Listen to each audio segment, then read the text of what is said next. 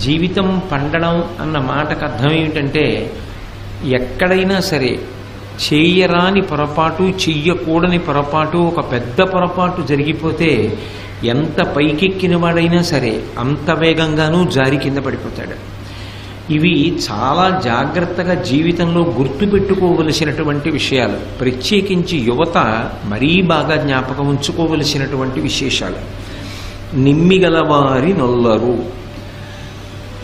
ఎవరైతే ఉపాయం తెలియని వాళ్ళో జీవితాన్ని ఖచ్చితంగా పాడు చేసుకుంటారు అనేటటువంటి విషయం ఆవిష్కృతమవుతున్న వాళ్ళ యొక్క లక్షణాలలో మొట్టమొదటి లక్షణం ఏది అంటే, ఎవరు తమ పట్ల ప్రేమ కలిగి ఉంటారో అటువంటి వారి మాటని అంగీకరించడానికి, వారి మాటని ఔదలదాల్చడానికి, వారి మాట జీవితంలో పాటించడానికి వాళ్ళు సిద్ధంగా ఉండరు.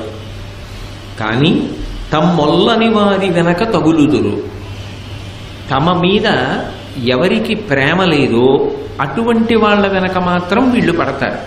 పడి వాళ్ళ ప్రేమ కోసం వీళ్ళు తహతహలాడుతుంటారు. వాళ్ళు మాత్రం వీళ్ళని ప్రేమించరు. వీళ్ళ గురించి వాళ్ళకి ఆలోచన ఉండదు. కానీ వాళ్ళ కోసం వీళ్ళు వెంపర్లాడి వాళ్ళ యొక్క ప్రీతి కొరకు తిరుగుతూ ఉంటారు. అధికత్వం మిరిగి ఎరిగి తొడరుదురు. అవతల వాళ్ళు బలవంతులు, అవతల వాళ్ళు తనకన్నా అన్ని విధాలా శక్తివంతులు అని తెలిసుండి కూడా వాళ్లతో పోరు సలపడానికి, వాళ్ళని ఎదుర్కొనడానికి, వాళ్ళని ఢీకొట్టడానికి సర్వకాలముల యందు సిద్ధపడుతూ ఉంటారు.